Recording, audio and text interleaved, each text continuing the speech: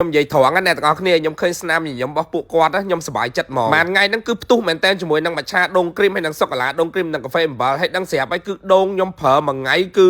អូយច្រើនបេមែនតើអ្នកទាំងអស់គ្នាហើយទឹកដូងដែលខ្ញុំប្រើហ្នឹងគឺទឹកដូងធម្មជាតិសុទ្ធសាធហ្មងអត់មានប្រើទឹកដូងដបបន្ថែមក្លិនបន្ថែមរសជាតិបន្ថែមស្ករអីណាប្រើទឹកដូងពិតអញ្ចឹងអាសម្បកដូងហ្នឹងសាច់ដូងហ្នឹងគឺខ្ញុំអត់ដឹងយកទៅណាទេមួយថ្ងៃគឺច្រើនមែនតើពេលបានបងប្អូនយើងគាត់មកជួយយកជួយអីគាត់យកទៅប្រើប្រាស់គាត់យកទៅច្នៃធ្វើជាម្ហូបឬមួយក៏ធ្វើជាផ្អែមឬមួយក៏តាមតម្រូវការរបស់គាត់អញ្ចឹងខ្ញុំនេះក៏សប្បាយចិត្តដែរហើយគាត់យកទៅក៏គាត់សប្បាយចិត្តដូចគ្នាអញ្ចឹងបងប្អូនគាត់ត្រូវការសាច់ដូងអាចមកយកនៅហាងខ្ញុំបានមកក្រោយគេយ៉ាប់អស់មានពុកម៉ាក់បងប្អូន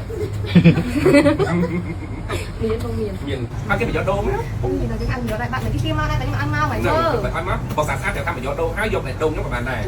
យាយមែនខ្ញុំអត់ស្មានថាវីដេអូខ្ញុំបានដឹងឮទៅដល់បងប្អូនយើងច្រើនអញ្ចឹងទេតាំងពីអ៊ីគាត់អ្នកលក់តប៉ែអ្នកលក់នំអ៊ីអ្នកធ្វើផ្អែមគាត់ថាអរគុណហើយអូនអើយសាច់ដូងក្អមហ្នឹងយកទៅធ្វើផ្អែមយកទៅធ្វើអីចឹងឆ្ងាញ់ណាស់ដល់ទៅពេលពួកគាត់អរគុណខ្ញុំអញ្ចឹងខ្ញុំនិយាយមែនខ្ញុំឡើងរឹងខ្លួនបងព្រោះខ្ញុំគិតថាចេះអូយអត់ទេខ្ញុំទេអ្នកត្រូវអរគុណព្រោះបានពួកគាត់មកយកអញ្ចឹងទៅខ្ញុំអត់ពិបាកហត់នឹងប្រមូលទៅអរគុណទៅវិញទៅមកហ្មងព្រោះពួកគាត់អត់មកយកខ្ញុំក៏មានយកធ្វើអីដែរមានតែបោះចោលហើយដល់ពេលឡានសម្រាប់គាត់មកយកពេលយប់អញ្ចឹងគឺត្រូវណែនអត់ផ្លូវដើរពេញហាងហ្មងអាឡៃតែរវល់និយាយពីរឿងសបកដូងអត់មានបានប្រមូលពីទ្រីងសោះបងប្អូនចង់ញ៉ាំទ្រីងឆ្ងាញ់ជាពិសេសមួយឆាដូងគ្រីមសូកូឡាដូងគ្រីមកាហ្វេអំបិលអីហ្នឹងកុំភ្លេចកាហ្វេ Corner របស់យើងកំងតាម app មាននៅក្នុង app Wow Now Wingmall Grab Food Food Panda ញ៉ាំ24និង blog អរគុណ